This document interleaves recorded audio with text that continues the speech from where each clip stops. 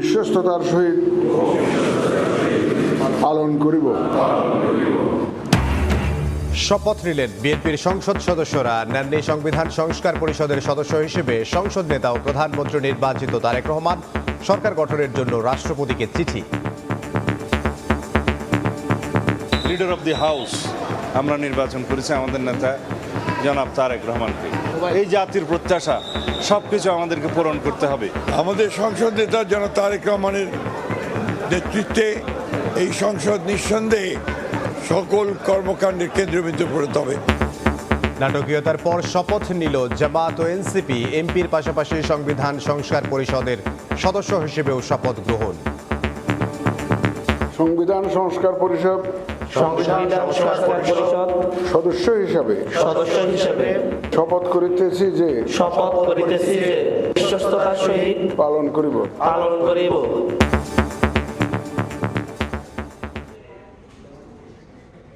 দেখছিলেন প্রধান শিরোনাম। দুপুরের সময় সঙ্গে আছি আমি ইমদাদুল হক, সঙ্গে থাকবো আমি ওমরিনা। এবার অন্যান্য শীর্ষ সংবাদ। তারেক রহমানের নেতৃত্বে শুরু হচ্ছে বাংলাদেশের নতুন যাত্রা। মন্ত্রিসভা হচ্ছে 50 সদস্যের, পূর্ণমন্ত্রী হচ্ছেন 25 জন। ফোন পেয়েছেন জোটের একাধিক নেতা। রমজান ঘিরে টিসিবির কার্যক্রম শুরু। ফ্যামিলি কার্ডের পাশাপাশি দৈনিক 450 ট্রাকে মিলবে পণ্য। 1 বছরে ভর্তুকি কমেছে 1000 কোটি টাকা, দাবি উপদেষ্টার। এবং 60 দিনের মধ্যে হামাস অস্ত্র সমর্পণ না করলে গাজায় নতুন করে যুদ্ধের হুঁশিয়ারি ইসরায়েলের। আহতদের চিকিৎসায় বাইরে যেতে দিচ্ছে না নেতানিয়াহু বাহিনী, অভিযোগ সংগঠনটির।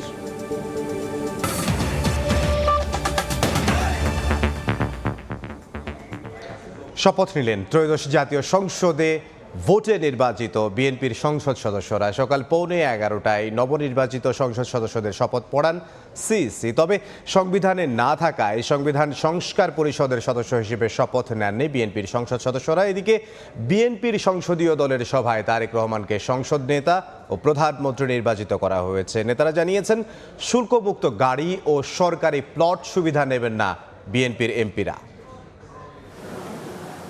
গণতান্ত্রিক উত্তরণের যাত্রায় আবারও সরব জাতীয় সংসদ। দীর্ঘদিন পর নির্বাচিত জনপ্রতিনিধিদের উপস্থিতিতে মুখর আইনসভা প্রাঙ্গণ। ত্রয়োদশ সংসদের সদস্য হিসেবে শপথ নিতে মঙ্গলবার সকাল থেকেই জাতীয় সংসদ ভবনে আসতে থাকেন বিভিন্ন দলের নির্বাচিতরা। সকাল 10:30টার দিকে স্ত্রী কন্যাকে সঙ্গে নিয়ে সংসদ ভবনে পৌঁছান একক সংখ্যাগরিষ্ঠতা পাওয়া দলের নেতা বিএনপি চেয়ারম্যান তারেক রহমান। শপথ অনুষ্ঠান শুরুর আগে সংবিধান সংস্কার পরিষদের সদস্য হিসেবে শপথের বিষয়ে নবনির্বাচিতদের সামনে দলের অবস্থান তুলে ধরেন বিএনপির স্থায়ী কমিটির সদস্য সালাহউদ্দিন আহমদ। আমরা কেউ সংবিধান সংস্কার পরিষদের সদস্য হিসেবে নির্বাচিত হইনি এবং সংবিধানে এটা এখনো ধারণ করা হয়নি।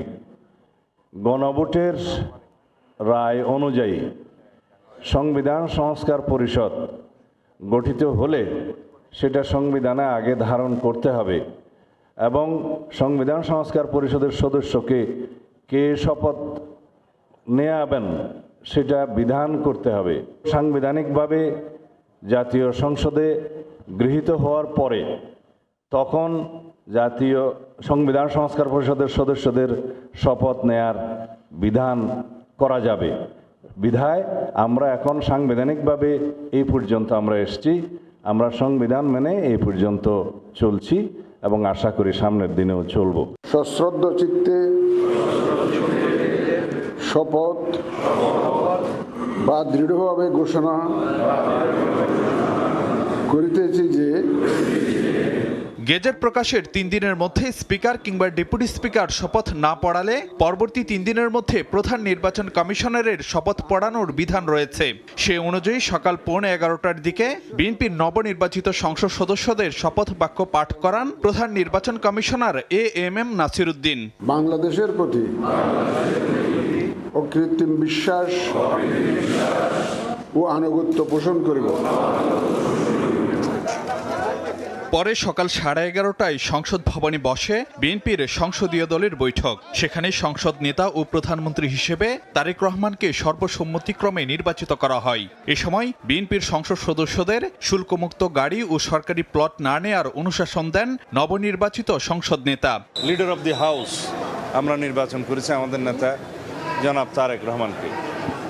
তিনি প্রধানমন্ত্রী হিসেবে শপথ নেবেন ইনশাআল্লাহ আজকে বিকেলে 4টার সময়। আমাদের সংসদ নেতা জনাব তারেক রহমানের নেতৃত্বে এই সংসদ নিঃসন্দেহে সকল কর্মকাণ্ডের কেন্দ্রবিন্দু পরিণত হবে।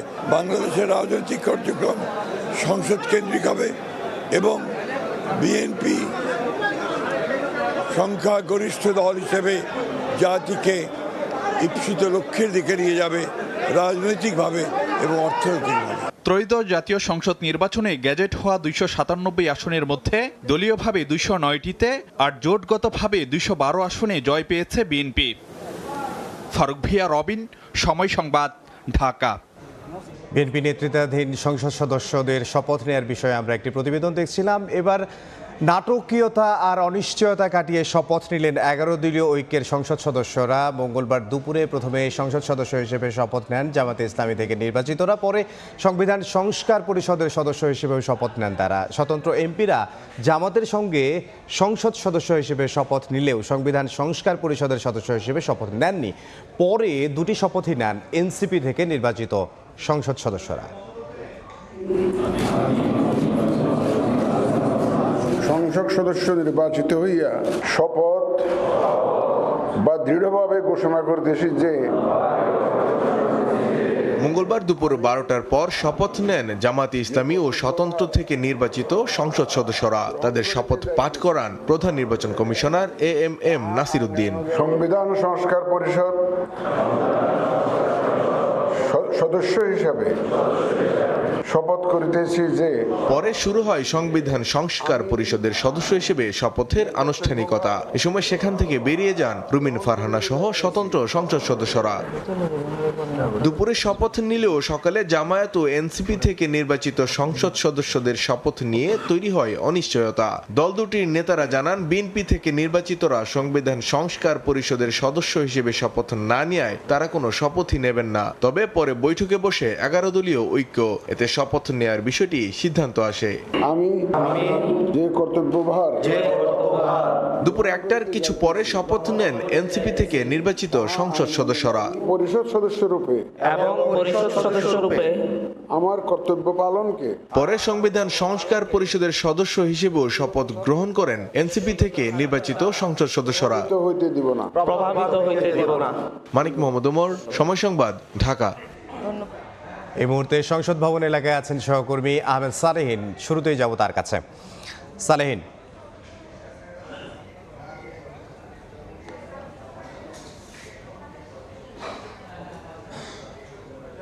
এই মুহূর্তে আমি সংসদ ভবনের ভেতরে অবস্থান করছি, যেখানে আসলে কিছুক্ষণ আগে অর্থাৎ সকালে আজকে বিএনপি সহ তাদের মিত্র এবং যারা বিরোধী দল হচ্ছে জামাত এবং তাদের মিত্ররা শপথ পাঠ করেছেন এই সংসদ ভবনের ভেতরে। এবং আমরা দেখেছি শপথ নেওয়ার পরে বিএনপি, বিশেষ করে বিএনপি এবং তাদের মিত্ররা তারা সংসদীয় দলের যে সভা হয়েছে সেই সভায় বিএনপি চেয়ারম্যান তারেক রহমানকে সংসদ নেতা হিসেবে নির্বাচিত করেছেন এবং সেই কাগজ রাষ্ট্রপতির কাছে পাঠিয়েছেন এবং সেই রাষ্ট্রপতি দেওয়ার মাধ্যমে আসলে তিনি প্রধানমন্ত্রী হচ্ছেন।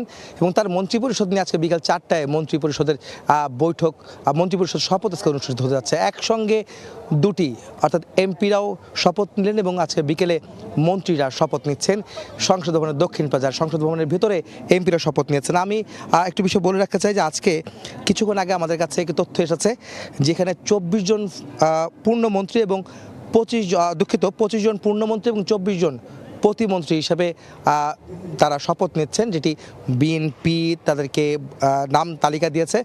যেই নামের তালিকা ইতিমধ্যে আমাদের হাতে এসেছে, আমি তালিকাগুলো একটু পড়তে চাই। যে নামগুলি এখানে এসেছে সেটি হচ্ছে যে মির্জা ফখরুল ইসলাম আলমগীর বিএনপি মহাসচিব, তিনি আছেন মন্ত্রিপরিষদে। একই সঙ্গে জনাব আমির খসরু মাহমুদ চৌধুরী আছেন, সালাউদ্দিন আহমদ আছেন, হাফিজউদ্দিন আহমেদ আছেন, আবু জাফর মোহাম্মদ জাহিদ হোসেন অর্থাৎ ডাক্তার এজেড জাহিদ হোসেন, এছাড়া আবদুল্লাউল মিন্টু এবং শাহ মোফাজ্জল হোসেন আছেন, মিজানুর রহমান মিনু আছেন, নিতাই রায় চৌধুরী, খন্দকার আব্দুল মুক্তাদির রয়েছেন মন্ত্রিপরিষদে এবং আরিফুল হক চৌধুরী এবং জহিরুদ্দিন স্বপন রয়েছেন। এর সঙ্গে 15 নম্বর যিনি আছেন মোহাম্মদ আমিনুর রশিদ, টেকনোক্রেট মন্ত্রী হচ্ছেন তিনি। একই সঙ্গে শহীদুদ্দিন চৌধুরী অ্যানি, যিনিও মন্ত্রী হচ্ছেন। আসাদুল হাবিব দুলু রয়েছেন, মোহাম্মদ আসাদুজ্জামান আছেন, জাকারিয়া তাহের রয়েছেন, দীপেন দেওয়ান একই সঙ্গে আনম এহসানুল হক মিলন, যিনি আগে শিক্ষা প্রতিমন্ত্রী ছিলেন, তিনিও ডাক পেয়েছেন। মোহাম্মদ সাখাওয়াত হোসেন, তিনিও আছেন। একই সঙ্গে ফকির মাহবুব আনাম, তিনিও রয়েছেন।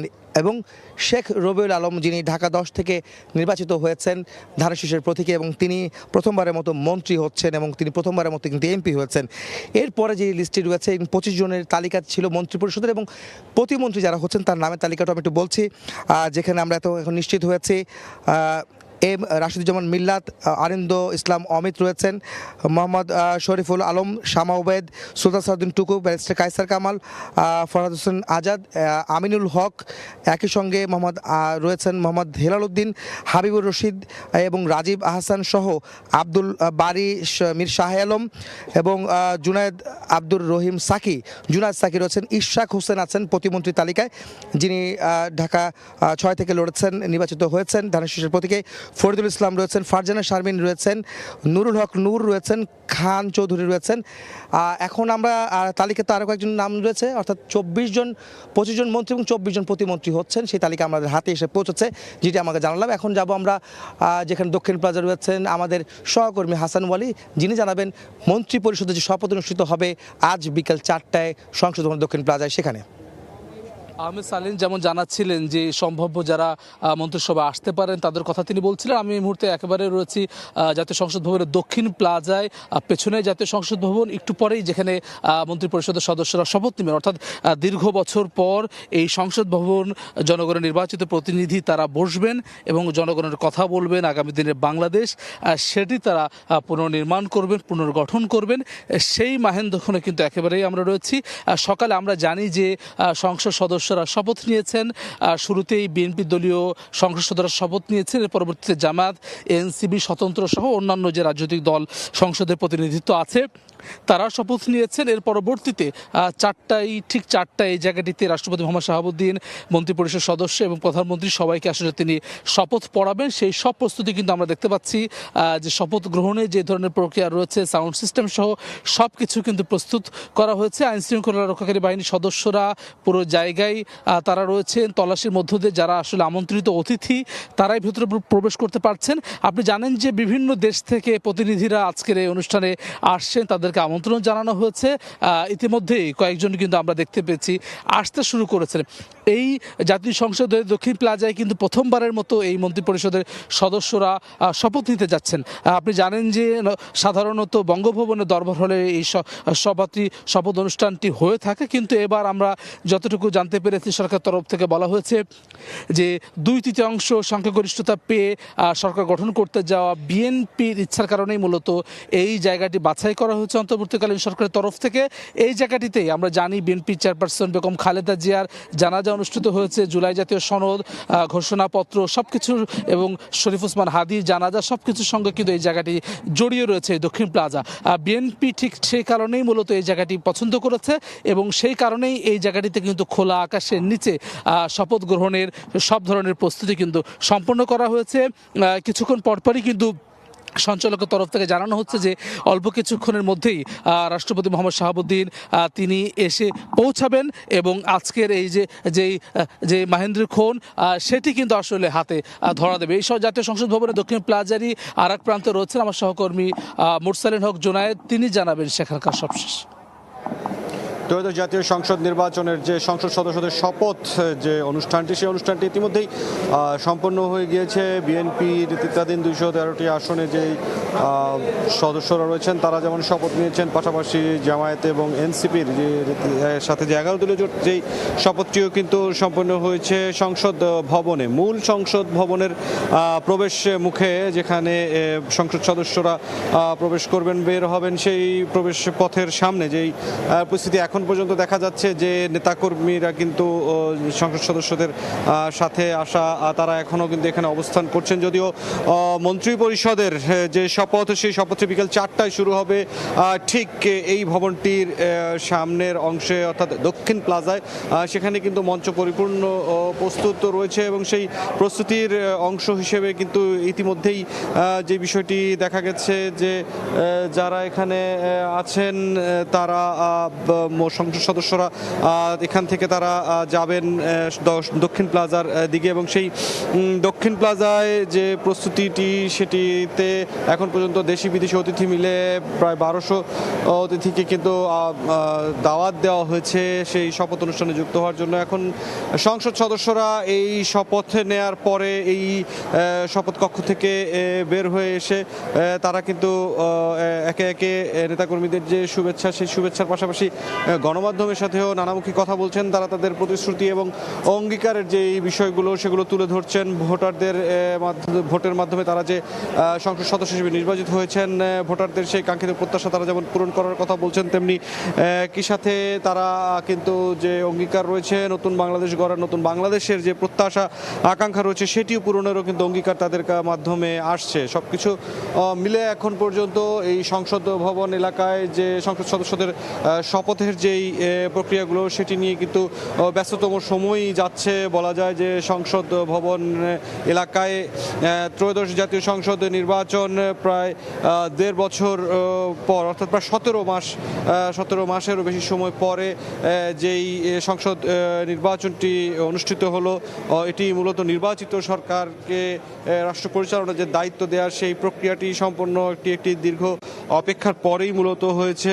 5ই আগস্ট 2024 পরবর্তী সময়ে যেই পরিস্থিতি তৈরি হয়েছিল, যে নতুন বাংলাদেশের জন্য বেশ কিছু সংস্কার, বিবিধ যেই ইস্যুগুলো ছিল সেই ইস্যুগুলোকে সামনে নিয়েই লম্বা সময় ধরে রাজনীতির মাঠে আন্দোলন সংগ্রাম করা আর যে রাজনৈতিক দলগুলো এবং নেতারা যারা রয়েছেন তারা কিন্তু প্রত্যেকেই এই জায়গাটিতে শপথের যে কার্যক্রম সেই শপথের কার্যক্রমটি মধ্য দিয়ে তাদের যে নতুন বাংলাদেশের গড়ার কাজ সেটি কিন্তু তারা আজ থেকে শুরু করলেন। এরপরে রাষ্ট্র পরিচালনার দায়িত্ব যাবে মন্ত্রীদের কাছে এবং মন্ত্রীদের শপথ যে জায়গাটিতে হবে দক্ষিণ প্লাজায়, সেখানে আছেন আমার আরেক সহকর্মী নাজমুস সালিহি, তিনি জানাবেন সেখানকার বিস্তারিত। আমার পেছনে দেখছেন যে শুরু হয়েছে যে মঞ্চে, যে জায়গাটিতে আসলে মন্ত্রী পরিষদের শপথ অনুষ্ঠিত হবে সেই জায়গার এইখানে যারা আমন্ত্রিত অতিথি তারা ইতোমধ্যে আসতে শুরু করেছেন। দেশি এবং বিদেশি যে আমন্ত্রিত অতিথিরা আছেন তারা ইতোমধ্যে এসে এখানে তাদের নির্ধারিত আসন গ্রহণ করছেন এবং সরকারের পক্ষ থেকে অভ্যর্থনা কমিটিতে যারা আছেন তারা তাদেরকে আসলে ওয়েলকাম করছেন। ইতোমধ্যেই অনেকে এসে সেখানে উপস্থিত হয়েছে গেস্টরা, দেশি বিদেশি অতিথিরা, এবং এখানে মোট 3600 লোকের বসার ব্যবস্থা রয়েছে। তার মানে এখানে প্রায় 4000 লোকের অ্যারেঞ্জমেন্ট সেটি বোঝা যাচ্ছে। আর যারা মন্ত্রী প্রতিমন্ত্রী হিসেবে শপথ নেবেন তাদের জন্য যে আসন সংখ্যা এখানে রাখা হয়েছে তাতে আমরা দেখলাম যে এখানে প্রতিমন্ত্রী এবং মন্ত্রী মিলে 25 আর 24 49টি আসন রাখা হয়েছে। তার মানে খুব সহজে এখান থেকে অনুমেয় যে মন্ত্রী পরিষদের আকার 49 জনের হচ্ছে এবং প্রধানমন্ত্রী সহ হয়তো সেটি 50 জনের একটি মন্ত্রী পরিষদ হবে। এর আগে সকাল 10:30টার পরে আসলে বিএনপির যেই সংসদ সদস্যরা নির্বাচিত হয়েছেন তারা শপথ নিয়েছেন, তবে তারা তার সংবিধান সংস্কার পরিষদের সদস্য হিসেবে তারা শপথ নেননি। এরপরে হচ্ছে মূলত সেটি নিয়ে একটি জটিলতা তৈরি হয়, কারণ জামাতের যে 11 দলীয় জোট, নির্বাচনী জোট, সেই জোট তারা আসলে শপথ নেবে কিনা তা নিয়ে খানিকটা ধোঁয়াশা তৈরি হয় এবং প্রথমেই জামাতের নায়েব আমির ডক্টর সৈয়দ আবদুল্লাহ মোহাম্মদ তাহের তিনি জানিয়েছিলেন যদি বিএনপি সংবিধান সংস্কার পরিষদের সদস্য হিসেবে যদি শপথ না নেয় তাহলে আসলে তারা শপথ নেবেন না, কারণ সেই শুধু এমপি হিসেবে তারা জুলাই সনদকে বাস্তবায়ন করতে পারবেন না, কারণ জুলাই সনদ অনুযায়ী তাদের আরেকটি দায়িত্ব রয়েছে, সেটি হচ্ছে যে এই জুলাই সনদকে বাস্তবায়ন করা, যারা আসলে করবেন। তো পরবর্তী সময়ে সেটি নিয়ে জটিলতা তৈরি হয়। পরে জামাতও সেই এমপি হিসেবে প্রথমে এবং পরে দ্বিতীয়বার জামাতের এমপিরা শপথ নিয়েছেন, সেটি হচ্ছে সংবিধান সংস্কার পরিষদের সদস্য হিসেবে। তারপরে আসলে এনসিপি জাতীয় নাগরিক পার্টি তারাও এমপি হিসেবে শপথ নিয়েছেন এবং পরবর্তীতে তারা সংবিধান সংস্কার পরিষদের সদস্য হিসেবে তারাও শপথ নিয়েছে। বিএনপি, জামাত এবং এনসিপির সমস্ত নির্বাচিত জনপ্রতিনিধিদের শপথ অনুষ্ঠান শেষ হওয়ার পরে এখন অপেক্ষা মন্ত্রী পরিষদের শপথের জন্য। আমরা যেটি দেখলাম সেটিতে আসলে বলা বাহুল্য যে 50 সদস্য বিশিষ্ট একটি মন্ত্রিসভা হতে চলেছে। আমন্ত্রিত অতিথিরা এসে ইতোমধ্যেই তাদের আসন গ্রহণ করেছেন। এই ছিল আমার কাছে এখান থেকে সর্বশেষ। সংসদ ভবন এলাকা থেকে যোগ দিয়েছিলেন সহকর্মী নাজমুস সালেহি, তার আগে মোরসালিন হক জুনায়েদ এবং তার আগে আহমেদ সালেহিন আমাদের সঙ্গে যোগ দিয়েছিলেন এবং হাসান ওয়ালিও আমাদের সঙ্গে যুক্ত হয়েছিলেন। তারা জানাচ্ছিলেন বিকেল 4টায় মন্ত্রিপরিষদের যে শপথ অনুষ্ঠান হবে তারই সবশেষ খবর। তার আগে আমরা একটু জেনে নিতে চাই, সুশাসন প্রতিষ্ঠার অঙ্গীকার করেছেন নবনির্বাচিত সংসদ সদস্যরা। গণতান্ত্রিক ধারায় ফিরে জনগণের আস্থার প্রতিদান দিতে সচেষ্ট থাকার কথা জানিয়েছেন তারা। জানান, জনগণের আকাঙ্ক্ষা ও প্রত্যাশা পূরণে জাতীয় সংসদ হবে আলোচনার কেন্দ্রবিন্দু। গত 16 বছর দেশে গণতন্ত্র ছিল না। জনাব তারেক রহমানের নেতৃত্বে আমরা গণতন্ত্রকে সুদৃঢ়ভাবে বাংলাদেশের মাটিতে প্রথিত করতে চাই। আমাদের যে সকল অর্থনৈতিক সমস্যা রয়েছে সেগুলো কাটিয়ে উঠে দেশকে সমৃদ্ধির পথে নিয়ে যেতে চাই। তারেক রহমানের নেতৃত্বে এই সংসদ নিঃসন্দেহে সকল কর্মকাণ্ডের কেন্দ্রবিন্দু পরিণত হবে। মুক্তিযোদ্ধাদের প্রত্যাশা, ছাত্র গণ অভ্যুত্থানের যারা শহীদ হয়েছেন, আহত হয়েছেন, বঙ্গত্ব বরণ করেছেন, সর্বস্ব হারিয়েছেন, তাদের আকাঙ্ক্ষা এবং প্রত্যাশা, এই জাতির প্রত্যাশা সবকিছু আমাদেরকে পূরণ করতে হবে গণতান্ত্রিক পদ্ধতিতে। হ্যাঁ, ভোট হয়েছে, ভেরি গুড। এখন সংবিধান বসে তারপরে এটাকে সংসদ সদস্যরা সেটাকে অ্যাপ্রুভ করবে। Then it will be the part of the constitution, when it will be endorsed by the president of the country. ভালো একটা সরকার হবে, জবাবদিহিতামূলক সরকার হবে এবং জাতিকে একটা ভালো কিছু দিবে, এটাই আমরা সবাই বিশ্বাস করি। আমাদেরকে জাস্ট বলেছেন যে দায়িত্ব সুচারুভাবে পালন করতে হবে, এটাই আমাদের প্রিয় নেতা জনাব তারেক রহমান সাহেব আহ্বান করেছেন। আগের 3টি নির্বাচনে বিএনপির উপস্থিতি ছিল না, সে কারণেই সেই সংসদটিকে অনেক সময় বলা হতো একতরফা সংসদ। এই নির্বাচনে আওয়ামী লীগের উপস্থিতি নাই। সো সেই দিক থেকে দেখতে গেলে বাংলাদেশের মিনিমাম 30% মানুষের রিপ্রেজেন্টেশন নাই। সো আমি তো আসলে খুব বেশি পার্থক্য দেখতে পাচ্ছি না। গণতান্ত্রিক ধারা মেনে চলা উচিত, যা হবে সংসদে হবে এবং না মানলেই আমরা বর্জন করব। এটা দেশ ধ্বংসের সামিলের একটা অংশ। চ্যালেঞ্জ একটা, জনগণ আমাদেরকে ভোট দিয়েছে, আমরা সরকার পরিচালনা করার জন্য সক্ষমতা আমাদের আছে। 17 বছর নন ডেমোক্রেটিক যে প্র্যাকটিসটা ছিল সেটাতে ডেমোক্রেসি ইজ প্র্যাকটিস, ডেমোক্রেসিতে ফিরিয়ে নিয়ে আসাটাই আমাদের সবার চ্যালেঞ্জ। শপথ নেই, ওখানে আমাদের পার্লামেন্টের কমিটি হবে, সেখানে যে আলোচনা হবে। সংসদ সদস্য হিসেবে শপথ নেওয়ার পর তার প্রতিক্রিয়ায় তারা কি বলছিলেন আমরা সেটি দেখছিলাম। এখন অপেক্ষা মন্ত্রিপরিষদের শপথের। তারেক রহমানের নেতৃত্বে শুরু হচ্ছে বাংলাদেশের নতুন যাত্রা। প্রধানমন্ত্রী সহ মন্ত্রিসভা হচ্ছে 50 সদস্যের, এর মধ্যে 25 জন পূর্ণমন্ত্রী আর প্রতিমন্ত্রী 24 জন। বিএনপির জ্যেষ্ঠ নেতাদের মধ্যে মন্ত্রী হচ্ছেন মির্জা ফখরুল ইসলাম আলমগীর, সালাউদ্দিন আহমদ, আমির খসরু মাহমুদ চৌধুরী, মির্জা আব্বাস, মঈন খান, ইকবাল হাসান মাহমুদ টুকু ও doctor AZM Zahid Hossain. Technocrat কোটায় মন্ত্রী হচ্ছেন বিদায়ী নিরাপত্তা উপদেষ্টা ডক্টর খলিলুর রহমান। এছাড়া মন্ত্রিপরিষদ বিভাগ থেকে ফোন পেয়েছেন আমিনুল হক, শেখ রবিউল ইসলাম, ববি হাজ্জাজ, জুনায়েদ সাকি, নুরুল হক নূর, আন্দালিব রহমান পার্থ।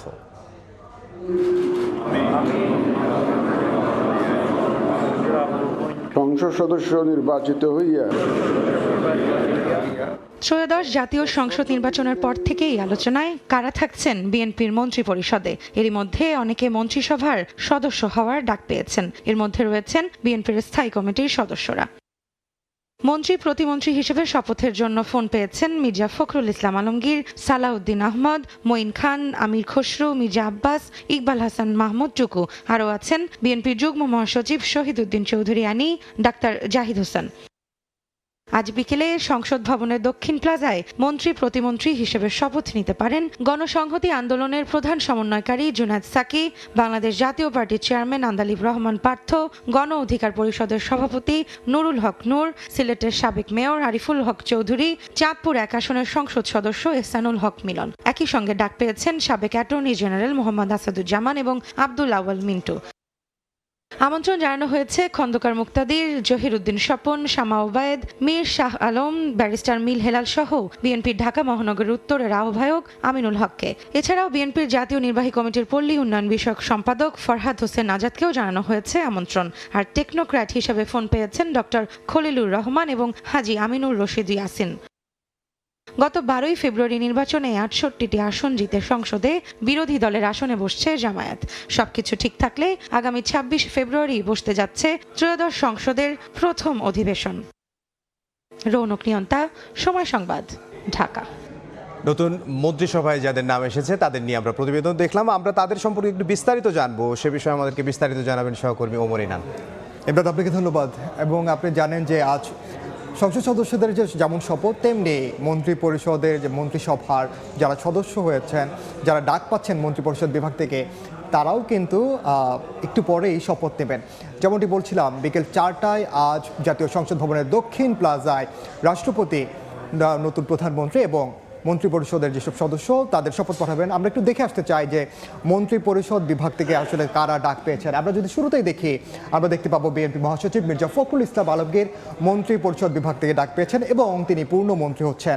আমরা এর মধ্যে জানি তার বর্ণাঢ্য রাজনৈতিক জীবন, 90-এর দশকের শুরুতেই মূলত তিনি বিএনপিতে যোগ দেন। 2001 থেকে 2006 সাল পর্যন্ত বিএনপি সরকারের প্রতিমন্ত্রী ছিলেন তিনি এবং 6 বার জাতীয় সংসদ নির্বাচনে অংশগ্রহণ করেন মির্জা ফখরুল ইসলাম আলমগীর। 3 বার তিনি নির্বাচিত হয়েছেন এবং 60-এর দশকে ঢাকা বিশ্ববিদ্যালয়ের ছাত্র ইউনিয়নের রাজনীতি করেছেন। তিনি একেবারে শুরু থেকে আসলে দলকে আগলে রেখেছেন। আমরা দেখতে পাচ্ছি আরেকজন হেভিওয়েট আমির খসরু মাহমুদ চৌধুরী, তিনি মন্ত্রিসভার শপথের জন্য ডাক পেয়েছেন, যেটি কিছুক্ষণ পরেই অনুষ্ঠিত হওয়ার কথা রয়েছে। সাবেক বাণিজ্য মন্ত্রী, তিনি এর আগে বাণিজ্য মন্ত্রণালয়ের দায়িত্ব পালন করেছেন। একই সঙ্গে চট্টগ্রাম স্টক এক্সচেঞ্জের প্রতিষ্ঠাতা চেয়ারম্যান, দক্ষিণ এশিয়া এক্সচেঞ্জ ফেডারেশনের প্রথম সভাপতি ছিলেন আমির খসরু মাহমুদ চৌধুরী। বিএনপির স্থায়ী কমিটির সদস্যও তিনি এবং 6 বার জাতীয় সংসদ নির্বাচনে অংশগ্রহণ করেন তিনি। 5 বার এর মধ্যে সংসদ সদস্য নির্বাচিত হয়েছেন। আমরা দেখেছি নির্বাচনের আগে তিনি বিভিন্ন ব্যবসায়ী প্রতিষ্ঠান, শীর্ষ ব্যবসায়ী যেসব প্রতিষ্ঠান রয়েছে তাদের সঙ্গে তিনি বৈঠকও করেছেন। এবং আরেকজন বিএনপির স্থায়ী কমিটির সদস্য সালাউদ্দিন আহমেদ, তিনিও মন্ত্রিপরিষদ বিভাগ থেকে এই শপথ নেওয়ার জন্য ডাক পেয়েছেন। রাজনীতিতে আসার আগে বিসিএস প্রশাসনিক ক্যাডার কর্মকর্তা ছিলেন সালাউদ্দিন আহমেদ। 1991 সালে বেগম খালেদা জিয়ার এপিএস হিসেবে তিনি দায়িত্ব পালন করেছেন। এমনকি বর্তমানে তিনি বিএনপির স্থায়ী কমিটির সদস্য হিসেবে কাজ করছেন। যেমনটি বলছিলাম একটু আগে, বিএনপির যুগ্ম মহাসচিব ও সাংগঠনিক সম্পাদকের দায়িত্ব পালন করেছেন। 5 বার তিনি জাতীয় সংসদ নির্বাচনে অংশগ্রহণ করেছেন, এর মধ্যে 3 বার সংসদ সদস্য নির্বাচিত হয়েছেন এবং তিনি সাবেক যোগাযোগ প্রতিমন্ত্রী, অর্থাৎ এর আগে তিনি প্রতিমন্ত্রী ছিলেন, এবার তিনি পূর্ণ মন্ত্রী হিসেবে শপথ নিতে যাচ্ছেন। ইকবাল হাসান মাহমুদ টুকু, তিনি মন্ত্রিসভার শপথে ডাক পেয়েছেন। তিনি একই সঙ্গে আমরা দেখেছি বিএনপির যে আগের শাসনামল, তখন তিনি সাবেক বিদ্যুৎ প্রতিমন্ত্রী ছিলেন। 1990 সালে এরশাদ সরকারের পতনের পর বিএনপিতে তিনি যোগ দেন এবং বর্তমানে বিএনপির সর্বোচ্চ নীতি নির্ধারণী ফোরামের অন্যতম সদস্য। 6 বার জাতীয় সংসদ নির্বাচনে প্রতিদ্বন্দ্বিতা করেছেন ইকবাল হাসান মাহমুদ টুকু এবং এর মধ্যে তিনি 4 বার সংসদ সদস্য নির্বাচিত হয়েছেন। তিনিও মূলত আজকে মন্ত্রী হিসেবে শপথ নিতে যাচ্ছেন। মেজর অবসরপ্রাপ্ত হাফিজউদ্দিন আহমেদ মন্ত্রিসভার শপথের জন্য ডাক পেয়েছেন। বিকেল 4টায় এটি অনুষ্ঠিত হবে। তিনি একই সঙ্গে বিএনপির ভাইস চেয়ারম্যান, তিনি আবার পানি সম্পদ মন্ত্রীও ছিলেন। এই দফায়ও তিনি মন্ত্রী হচ্ছেন। 8 বার জাতীয় সংসদ নির্বাচনে অংশগ্রহণ করেছেন মেজর অবসরপ্রাপ্ত হাফিজউদ্দিন আহমেদ এবং 7 বারই তিনি সংসদ সদস্য নির্বাচিত হয়েছেন। পাট ও বস্ত্র মন্ত্রণালয়ের প্রতিমন্ত্রীর দায়িত্বও পালন করেছেন এর আগে এবং ভোলা জেলা বিএনপির সভাপতি হিসেবেও তিনি দায়িত্ব পালন করেছেন। এবার ত্রয়োদশ জাতীয় সংসদ নির্বাচনে মূলত তিনি আবারও সংসদ সদস্য নির্বাচিত হলেন এবং ব্যারিস্টার রশিদুজ্জামান মিল্লাত, তিনিও মন্ত্রিসভার শপথের জন্য ডাক পেয়েছেন। তিনি মূলত জ্যেষ্ঠ আইনজীবী, একই সঙ্গে বিএনপির জাতীয় নির্বাহী কমিটির সদস্য। জামালপুরে জেলা বিএনপির তিনি সভাপতি ছিলেন এর আগে তার রাজনৈতিক ক্যারিয়ার যদি আমরা দেখি, এবং আমানত শাহ গ্রুপের চেয়ারম্যান হিসেবেও তিনি ব্যাপক পরিচিত। 4 বার জাতীয় সংসদ নির্বাচন অংশগ্রহণ করেছেন এবং এর মধ্যে তিনি 2 বার সংসদ সদস্য হিসেবে নির্বাচিত হয়েছেন। আমরা আরও একটি দেখতে চাই যে এর মধ্যে আমরা দেখতে পাচ্ছি প্রয়াত বেগম খালেদা জিয়ার ব্যক্তিগত চিকিৎসক অধ্যাপক ডাক্তার এজেডএম জাহিদ হোসেন, তিনি মন্ত্রিসভার শপথের জন্য ডাক পেয়েছেন। তিনি পেশায় একজন চিকিৎসক এবং বিএসএমইউ এর ইউরোলজি বিভাগের অধ্যাপক ছিলেন। বিএনপির সাবেক চেয়ারপারসন বেগম খালেদা জিয়ার ব্যক্তিগত চিকিৎসক ছিলেন যেটা বলছিলাম, এবং বিএনপির জাতীয় স্থায়ী কমিটির সদস্য ডাক্তার এজেডএম জাহিদ হোসেন বিএনপির ভাইস চেয়ারম্যান ছিলেন। 2026 সালে প্রথমবার সংসদ সদস্য নির্বাচিত হয়েছেন তিনি এবং এর মধ্যে তিনি দলকে যেভাবে আগলে রেখেছেন এবং দিনাজপুর 6 আসন থেকে আসলে তিনি এবার নির্বাচন করেছেন এবং দিনাজপুর 6 আসন থেকেই তিনি এবং সংসদ সদস্য নির্বাচিত হওয়ার পর মন্ত্রী পরিষদের বিভাগ থেকেও তিনি ফোন পেয়েছেন এবং আমরা দেখতে পাচ্ছি আগামী 4টায় যে আসলে কারা আসলে ফোন পেয়েছে মন্ত্রী পরিষদ এই আমরা আসলে ডক্টর জাহিদ সম্পর্কে আমরা দেখেছি যে ডক্টর AZM জাহিদ হোসেন তিনি বেগম খালেদা যখন অসুস্থ ছিলেন এভার কেয়ারে ভর্তি ছিলেন তখন কিন্তু আপডেট উনি আমাদেরকে জানাচ্ছেন। একদম আসলে তাই। এখন তবে তাই কিন্তু কোন মন্ত্রী পাচ্ছেন, মন্ত্রিত্ব পাচ্ছেন, সেটা আসলে সময়ের অপেক্ষা, আমরা নিশ্চয়ই জানতে পারবো। আমরা আরো দেখতে চাই যে কে কে আসলে মন্ত্রিপরিষদ থেকে ডাক পেয়েছেন। আমরা দেখতে পাচ্ছি অনিন্দ ইসলাম অমিত, তিনি মন্ত্রিসভার শপথের জন্য ডাক পেয়েছেন। তিনি মূলত রাজনীতিবিদ এবং পেশায় ব্যবসায়ী। বিএনপির খুলনা বিভাগের কেন্দ্রীয় নির্বাহী কমিটির সহ সাংগঠনিক সম্পাদক তিনি এবং সাবেক তথ্যমন্ত্রী ছিলেন তিনি, এবং 3 বার জাতীয় সংসদ নির্বাচনে অংশগ্রহণ করেছেন। 2026 সালে প্রথমবার সংসদ সদস্য নির্বাচিত হয়েছেন অনিন্দ ইসলাম অমিত। আমরা আরও দেখতে পাচ্ছি আব্দুল আওয়াল মিন্টু, তিনি মন্ত্রিসভার শপথে ডাক পেয়েছেন। তিনি জানেন যে ভাইস চেয়ারম্যান এবং একই সঙ্গে FBCCI এর সাবেক সভাপতি, বিশিষ্ট ব্যবসায়ী এবং ন্যাশনাল ব্যাংকের অন্যতম প্রতিষ্ঠাতা আব্দুল আওয়াল মিন্টু মাল্টিমোড গ্রুপের প্রতিষ্ঠাতা এবং চেয়ারম্যান। 2026 সালের জাতীয় সংসদ নির্বাচনে অংশগ্রহণ করে তিনি নির্বাচিত হয়েছেন। অর্থাৎ আমরা আরও একটু দেখতে চাই যে আসলে আর কে মন্ত্রিপরিষদ বিভাগ থেকে ফোন পেয়েছেন। আমরা দেখতে পাচ্ছি রাজনীতিবিদ এবং ব্যবসায়ী মোহাম্মদ শরীফুল আলম মন্ত্রিসভার শপথের জন্য ডাক পেয়েছেন। তিনি বিএনপির কেন্দ্রীয় কমিটির সাংগঠনিক সম্পাদক, কিশোরগঞ্জ জেলা বিএনপির সভাপতিও তিনি। 3 বার জাতীয় সংসদ নির্বাচনে অংশগ্রহণ করেছেন শরীফুল আলম এবং এবার 13শ জাতীয় সংসদ নির্বাচনে তিনি প্রথমবারের মতো নির্বাচিত হয়েছেন। মন্ত্রিপরিষদ বিভাগ থেকে ডাক পেয়েছেন রাজনীতিবিদ শামা ওয়াহিদুল ইসলাম, রাজনীতিবিদ তিনি, বিএনপির সাংগঠনিক সম্পাদক, একই সঙ্গে বিএনপির কেন্দ্রীয় নির্বাহী কমিটিরও সদস্য শামা ওয়াহিদ, বিএনপির বৈদেশিক সম্পর্ক বিষয়ক কমিটির সদস্য। আপনি দেখেছেন ইমদাদ যে এর আগে অভ্যুত্থান পরবর্তী বাংলাদেশে বিদেশি যারা ছিলেন তাদের সঙ্গে কিন্তু দফায় দফায় আমরা দেখেছি যে শামা ওয়াহিদ কিন্তু এই সব বৈঠকে নেতৃত্ব দিয়েছেন এবং 3 বার জাতীয় সংসদ নির্বাচনে অংশগ্রহণ করেছেন এবং প্রথমবারের মতো শামা ওয়াহিদ এই সংসদ নির্বাচনে নির্বাচিত হয়েছেন। মন্ত্রিপরিষদ বিভাগ থেকে ডাক পেয়েছেন ব্যারিস্টার কায়সার কামাল, বাংলাদেশ সুপ্রিম কোর্টের একজন জ্যেষ্ঠ আইনজীবী তিনি, এবং 3 বার জাতীয় সংসদ নির্বাচনে প্রতিদ্বন্দ্বিতা করে এবার 13শ জাতীয় সংসদ নির্বাচনে প্রথমবারের মতো নির্বাচিত হয়েছেন। জাতীয়তাবাদী আইনজীবী ফোরামের মহাসচিব হিসেবে দায়িত্ব পালন করেছেন ব্যারিস্টার কায়সার কামাল। সেই সঙ্গে ছাত্র জীবনে ঢাকা বিশ্ববিদ্যালয়ের সিনেটের সদস্য ছিলেন তিনি, ছাত্র দলের কেন্দ্রীয় কমিটিতেও কাজ করেছেন, রাজনীতি করে আসা। একদম তারা একেবারে ছাত্র রাজনীতি থেকে শুরু করেছেন এবং এবার 13শ জাতীয় সংসদ নির্বাচনে তিনি সফলতার সঙ্গে সংসদ সদস্য নির্বাচিত হয়েছেন। আপনারা জানেন যে পার্বত্য চট্টগ্রাম রাঙামাটি 299 আসন থেকে তিনি বিজয়ী হয়েছেন। অ্যাডভোকেট দীপেন দেওয়ান, জ্যেষ্ঠ আইনজীবী, তিনি প্রথমবারের মতো নির্বাচিত হয়েছেন। বিএনপির জাতীয় নির্বাহী কমিটির সহ ধর্ম বিষয়ক সম্পাদক, রাঙামাটি জেলা বিএনপির সভাপতিও ছিলেন দীপেন দেওয়ান এবং রাঙামাটি পার্বত্য জেলা পরিষদের সাবেক চেয়ারম্যান। আপনি জানেন যে রাঙামাটি পার্বত্য জেলা পরিষদ একটি ভিন্ন কাঠামোতে চলে, সেই জেলা পরিষদের তিনি মূলত চেয়ারম্যান ছিলেন। 3 বার জাতীয় সংসদ নির্বাচনে অংশগ্রহণ করেছেন এবং এই প্রথমবারের মতো অর্থাৎ 13শ জাতীয় সংসদ নির্বাচনে তিনি জয়ী হয়েছেন এবং তিনিও মূলত পূর্ণ মন্ত্রীর দায়িত্ব পেতে যাচ্ছেন। মন্ত্রিপরিষদ বিভাগ থেকে আরও ফোন পেয়েছেন ডক্টর আ.ন.ম এহসানুল হক মিলন।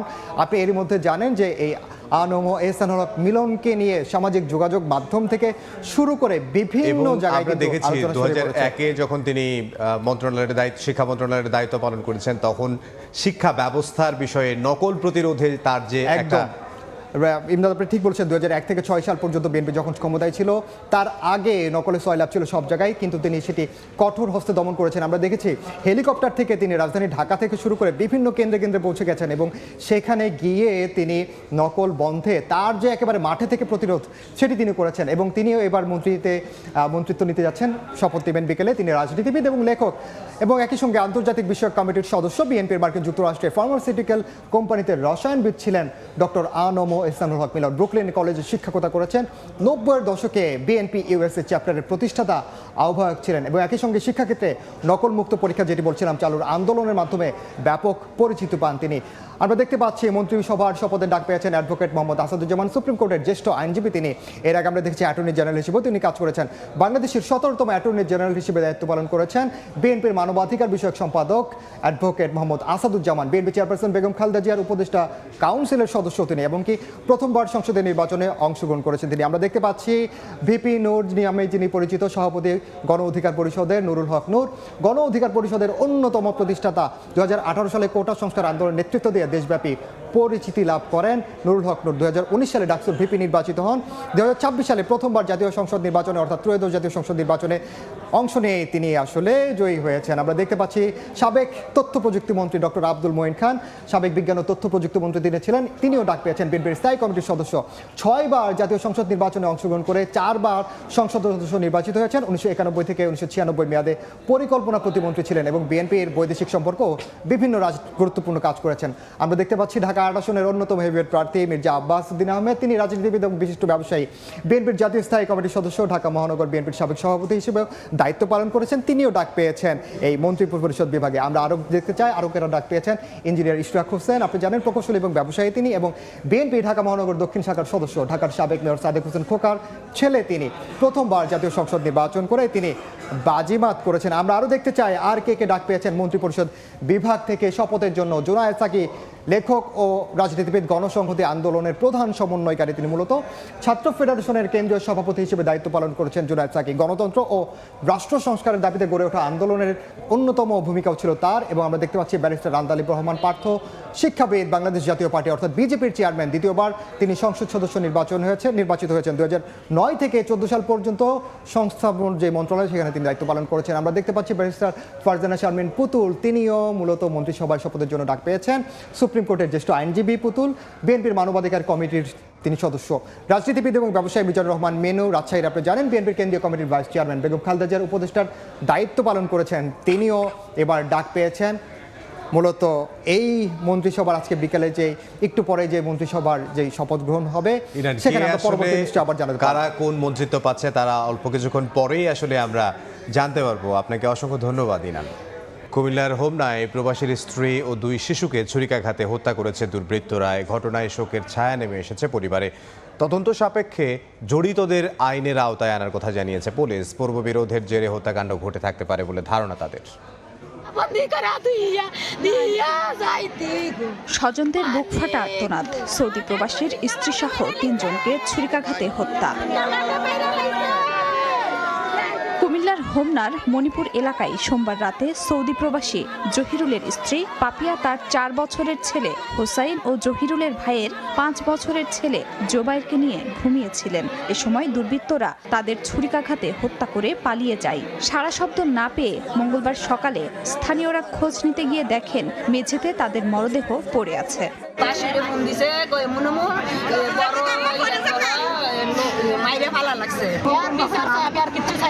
ঘটনাস্থল থেকে নিহতদের মরদেহ উদ্ধার করে ময়নাতদন্তের জন্য কুমিল্লা মেডিকেল কলেজ হাসপাতালে পাঠায় পুলিশ। পূর্ববিরোধের জেরে হত্যাকাণ্ড ঘটতে পারে ধারণা তাদের।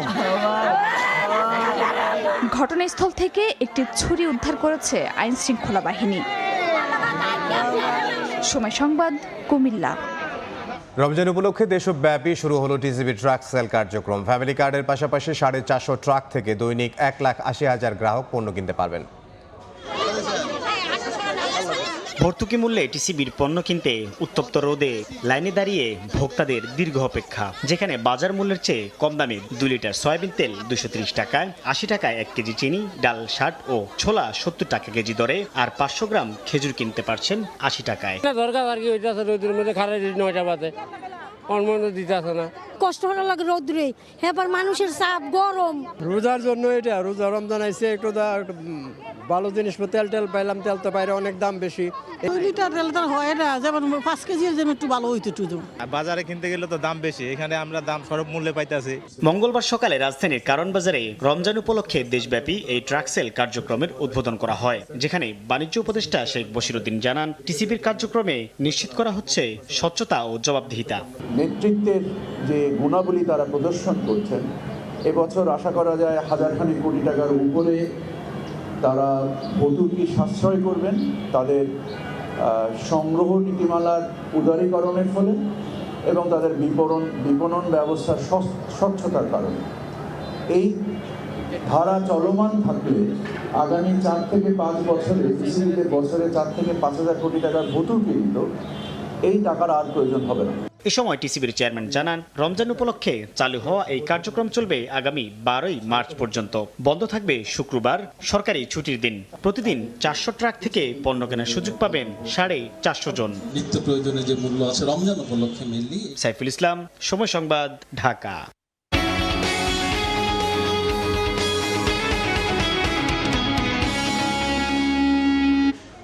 এলপি গ্যাসের দাম কমাতে ভ্যাট ও শুল্ক কমিয়েছে এনবিআর। সরকারের এই উদ্যোগের সুফল যেন সাধারণ মানুষ পান তা নিশ্চিতে তাগিদ দিচ্ছে ভোক্তা অধিকার নিয়ে কাজ করা সংগঠন ক্যাব। ভোক্তা পর্যায়ে এলপি গ্যাসের দাম সহনীয় রাখতে এবং জ্বালানি বাজারে অস্থিরতা কমাতে ভ্যাট কাঠামোয় বড় ধরনের পরিবর্তন এনেছে সরকার। সোমবার জাতীয় রাজস্ব বোর্ড এনবিআর থেকে জারি করা আলাদা দুটি প্রজ্ঞাপনের মাধ্যমে এই সিদ্ধান্তের কথা জানানো হয়। নতুন এই সিদ্ধান্তের ফলে এলপিজি কেনার ক্ষেত্রে গ্রাহকের ওপর বিদ্যমান মূসক ভার প্রায় 20% হ্রাস পাবে বলে আশা করছে এনবিআর। এই উদ্যোগের সুফল যেন ভোক্তারা পান তা নিশ্চিতেও সরকারকে কাজ করার তাগিদ ক্যাবের। সরকারের যে আমদানি শুল্ক বা ট্যাক্স কমানোর ফলে ভোক্তা পর্যায়ে তেমন একটা সুফল আসে না। এটার মূল কারণ হলো আমদানি শুল্ক বা অন্যান্য যে ট্যাক্স কমানো হয় এগুলোর পুরো সুফলটাই আমাদের ব্যবসায়ীরা নিয়ে যায়, ভোক্তা পর্যায়ে এটার কোনো সুফল আসতে দেয় না। এনার্জি রেগুলেটরি কমিশন দাম নির্ধারণ করে দিয়ে ক্ষান্ত, কিন্তু এই যে দাম বাস্তবায়নের ক্ষেত্রে তাদের যে করণীয় অথবা মন্ত্রণালয় কোনো উদ্যোগ নিবে কিনা, যেখানে ভোক্তা সংরক্ষণ অধিদপ্তর, জেলা প্রশাসন বা আইন প্রয়োগকারী সংস্থার সাথে একটু সমন্বয় করে বিষয়টাকে নিশ্চিত করার ক্ষেত্রে কোনো উদ্যোগ নিলে হয়তো এই ধরনের উদ্যোগটি কার্যকর হবে। নতুন সিদ্ধান্তে স্থানীয় উৎপাদন ও ব্যবসায়ী পর্যায়ে বিদ্যমান 7.5% ভ্যাট এবং আমদানি পর্যায়ের 2% আগাম কর পুরোপুরি প্রত্যাহার করা হয়েছে। একই সঙ্গে আমদানি পর্যায়ে 7.5% ভ্যাট আরোপ করা হয়েছে। অন্তরা সেন, সময় সংবাদ, ঢাকা। 60 দিনের মধ্যে হামাস অস্ত্র সমর্পণ না করলে গাজায় নতুন করে যুদ্ধের হুঁশিয়ারি দিয়েছে ইসরায়েল। অন্যদিকে হামাসের অভিযোগ সীমান্তে বিধিনিষেধ আরোপ করে অসুস্থ ও আহতদের চিকিৎসার জন্য বাইরে যেতে দিচ্ছে না নেতানিয়াহু বাহিনী। এদিকে গাজার সব ধ্বংসস্তূপ পরিষ্কার করতে বছর পেরিয়ে যেতে পারে বলে সতর্ক করেছে জাতিসংঘের উন্নয়ন কর্মসূচি ইউএনডিপি।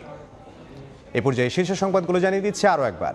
বাংলাদেশের প্রতি আনুগত্য পোষণ করিব ও বিশ্বস্ততার সহিত পালন করিব। শপথ নিলেন বিএনপির সংসদ সদস্যরা। নেননি সংবিধান সংস্কার পরিষদের সদস্য হিসেবে সংসদ নেতা ও প্রধানমন্ত্রী নির্বাচিত তারেক রহমান। সরকার গঠনের জন্য রাষ্ট্রপতিকে চিঠি। নাটকীয়তার পর শপথ নিল জামাত ও এনসিপি। এমপির পাশাপাশি সংবিধান সংস্কার পরিষদের সদস্য হিসেবে শপথ গ্রহণ। বৈঠকের পর সিদ্ধান্তে পরিবর্তন। এবং তারেক রহমানের নেতৃত্বে শুরু হচ্ছে বাংলাদেশের নতুন যাত্রা। মন্ত্রিসভা হচ্ছে 50 সদস্যের, পূর্ণমন্ত্রী হচ্ছেন 25 জন। ফোন পেয়েছেন জোটের একাধিক নেতা। এ ছিল দুপুরের সময়ে। বিকেল 3টার সময় সংবাদ নিয়ে সঙ্গে থাকবো আমি ইমদাদুল হক। সঙ্গে থাকুন সময়ের।